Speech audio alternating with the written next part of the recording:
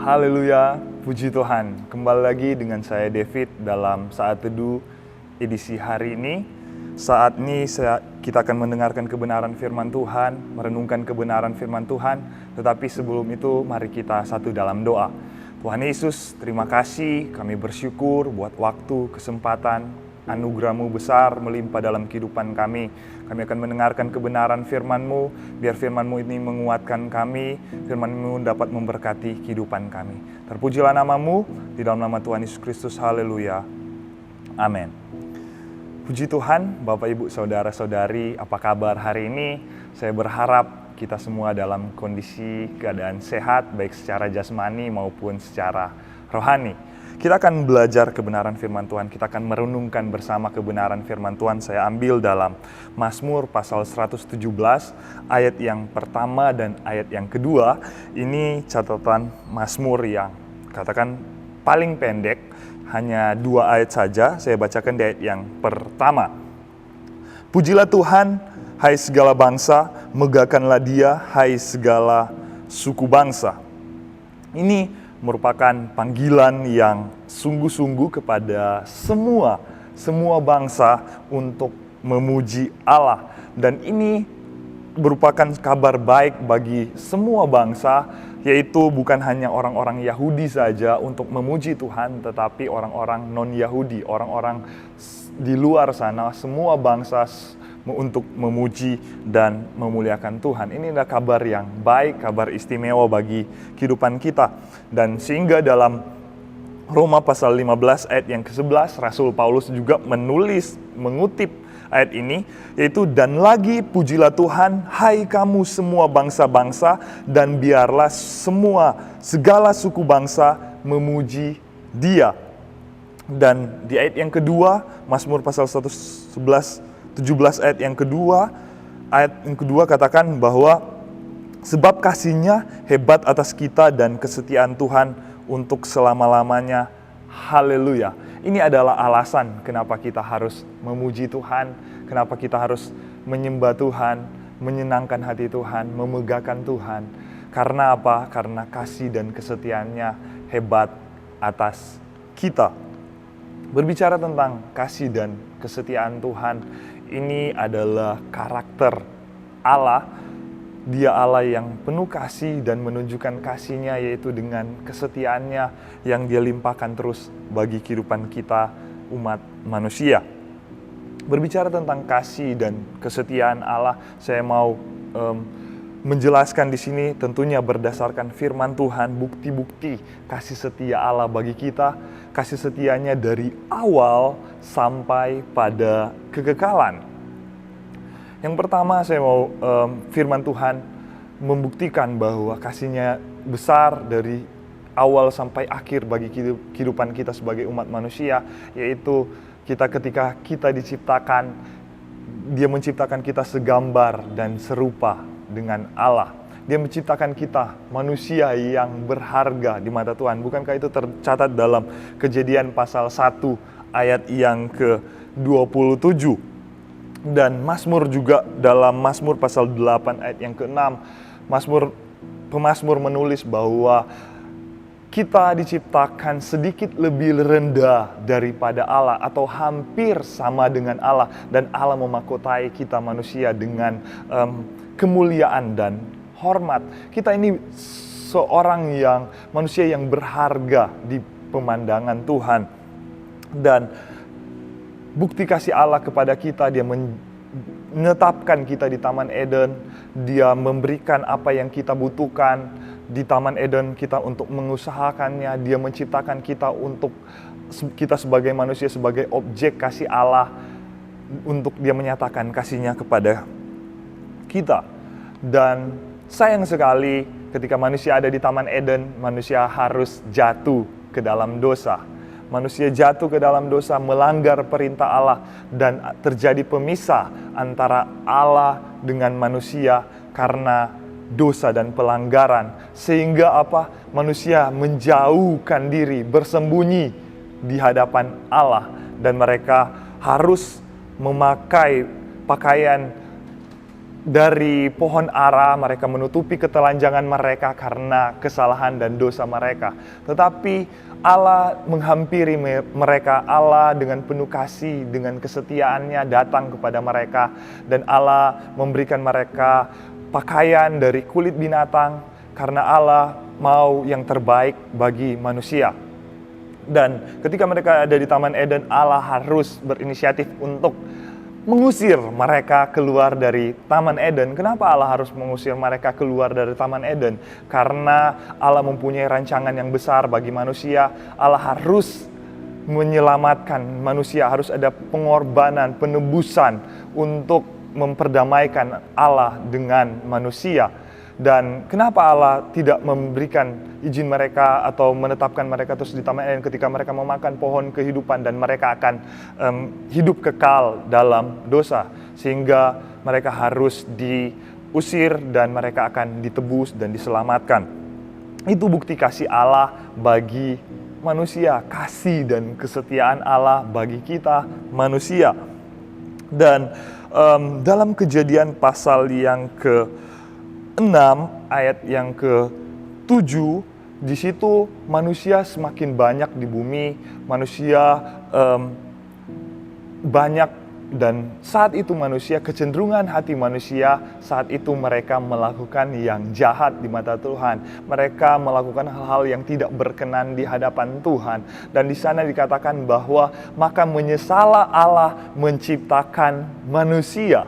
Allah menyesal ketika melihat manusia ciptaannya hidup di dalam dosa, dan Allah berinisiatif untuk menghapus manusia dari kolong langit saat itu. Tetapi karena Allah penuh dengan kasih, karena Allah penuh dengan kesetiaannya, Dia mengizinkan, Dia memberikan kesempatan kepada Nuh, ya, sehingga dikatakan dalam Kejadian pasal yang ke-6 ayat 8, Nuh mendapat kasih karunia Allah, sehingga hanya Nuh dan keluarganya yang diselamatkan oleh Tuhan.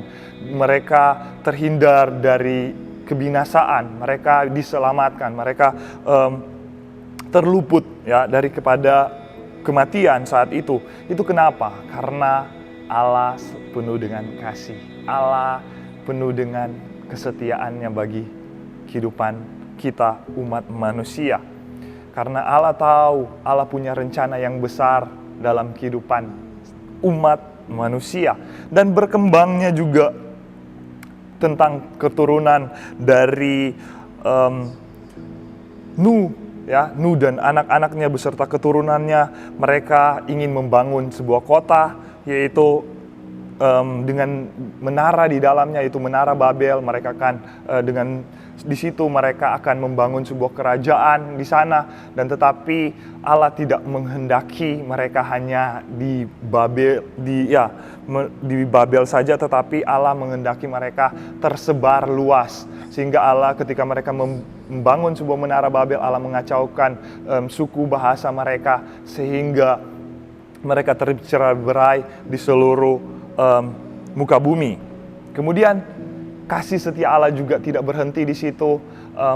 Selanjutnya Allah terus mengerjakan kasih-Nya, Allah melakukan kasih-Nya kepada manusia, kesetiaannya kepada manusia, sehingga Allah memilih umat-Nya Israel, umat kesayangan Allah sendiri. Allah ingin mengeluarkan juga mereka ketika mereka ada di Mesir. Allah ingin menghentar mereka menuju kepada tanah Kanaan. Tetapi ketika mereka ada di Mesir, kita melihat di sana ada kasih setia Allah kepada umat pilihannya, yaitu ketika mereka ditindas, ketika mereka mengalami kesukaran di Mesir, Allah mendengar setiap seruan. Mereka berseru kepada Tuhan, mereka berteriak meminta tolong kepada Tuhan, dan Tuhan mendengar mereka, Allah melihat mereka, dan Allah memperhatikan mereka, sehingga Allah mengeluarkan mereka dari Mesir dan membawa mereka menuju ke tanah Kanaan.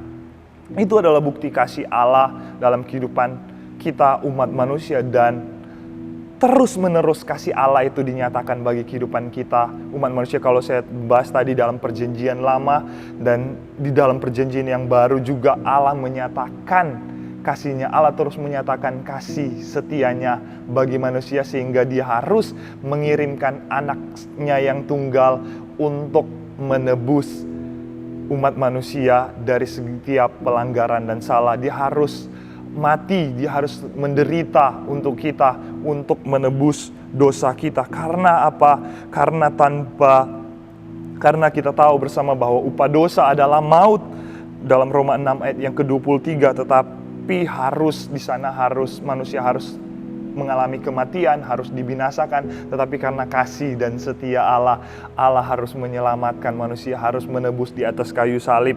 Sehingga katakan juga dalam Ibrani pasal 9 ayat yang ke-22, hanya korban Yesus yang dapat menyelamatkan kita, karena tanpa darah itu tidak ada pengorbanan. Harus darah Yesus yang dikorbankan bagi kita, sehingga kita terhapus setiap pelanggaran, setiap kesalahan, setiap dosa kita. Sakit penyakit telah dikalahkan di atas kayu salib. Setiap penderitaan telah dikalahkan di atas kayu salib. Setiap kutuk dosa dikalahkan di atas kayu salib. Kematian dikalahkan di atas kayu salib. Untuk apa? Untuk kehidupan kita yang akan datang bersama dengan Tuhan dalam kekekalan.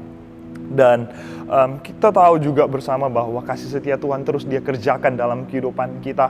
Kita tahu nanti akan ada satu saat Dia sudah menyiapkan kerajaannya bagi kehidupan kita, itu kerajaan sorga. Tetapi sebelum itu kita harus Dia merancangkan dalam kerajaan 1000 tahun damai, yaitu di sana ada damai sejahtera. Di kerajaan 1000 tahun damai ada sukacita. Di kerajaan 1000 tahun damai kita akan memerintah bersama dengan Dia sebagai Raja, dan itu membuktikan kasih-Nya dari awal sampai pada kekekalan bagi kita, umat kesayangannya, umat ketebusannya.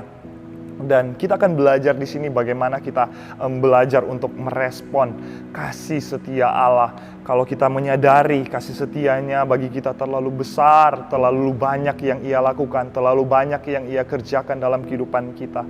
Kita akan belajar dari Rasul Paulus ketika dia menyadari akan kasih setia Allah.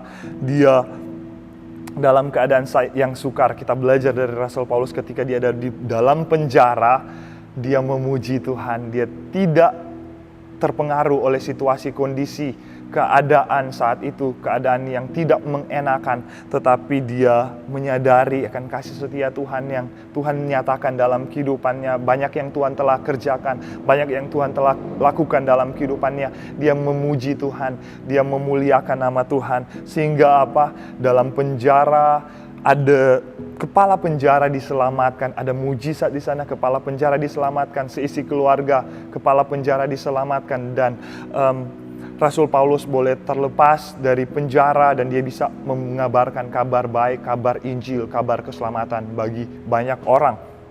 Itu orang yang menyadari respon, seorang yang menyadari kasih karunia Allah, kasih kebaikan Allah dalam kehidupan yang dinyatakan kepada Rasul Paulus. Bagaimana dengan kehidupan kita? Kalau kita sudah mengalami pengalaman-pengalaman yang lalu, Tuhan banyak menolong kita. Yang lalu Tuhan banyak meluputkan kita dari bahaya. Ketika kita dalam keadaan sakit, Dia menyembuhkan kita. Ketika kita dalam tertutup jalan, Dia membukakan jalan bagi kita.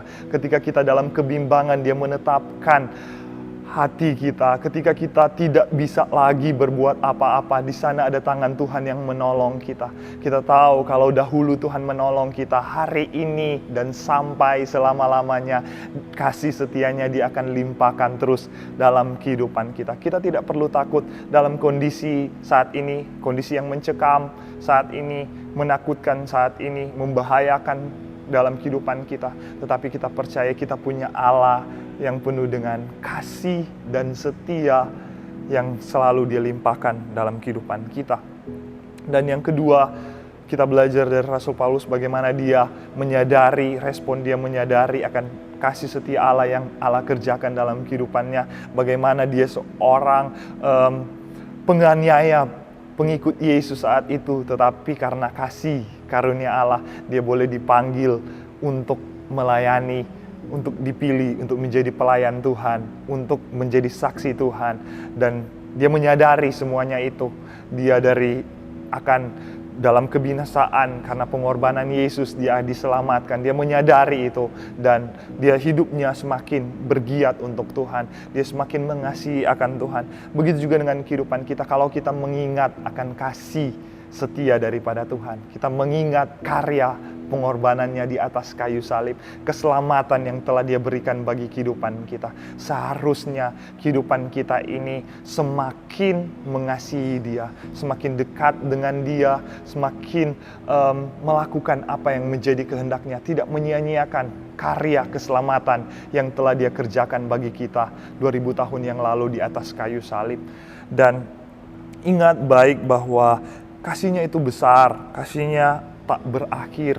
Sehingga di dalam Ratapan pasal 3 ayat yang ke-22 dan ayat yang ke-23 mengatakan bahwa tak berkesudahan kasih setia Tuhan, tak habis-habisnya rahmatnya. Ayat yang ke-23, selalu baru tiap pagi besar kesetiaanmu.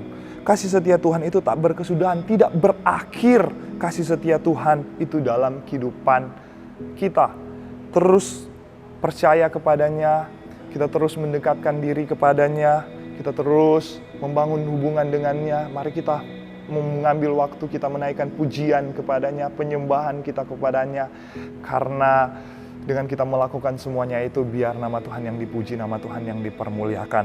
Puji Tuhan, biar kebenaran firman Tuhan ini memberkati kehidupan kita. Kita terus mengingat kasih setia Tuhan yang tidak pernah meninggalkan kehidupan kita. Mari kita satu dalam doa. Tuhan Yesus, terima kasih.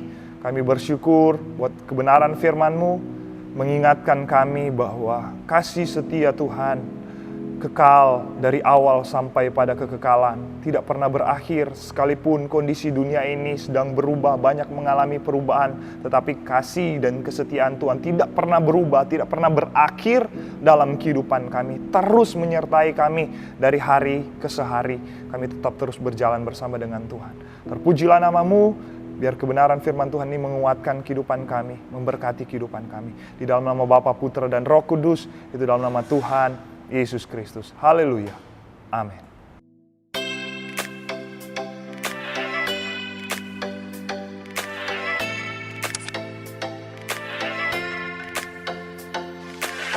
Over the mountains and the seas, your river runs with love for me. And I will open up my heart and let the healing set me free. I'm happy to be in the truth.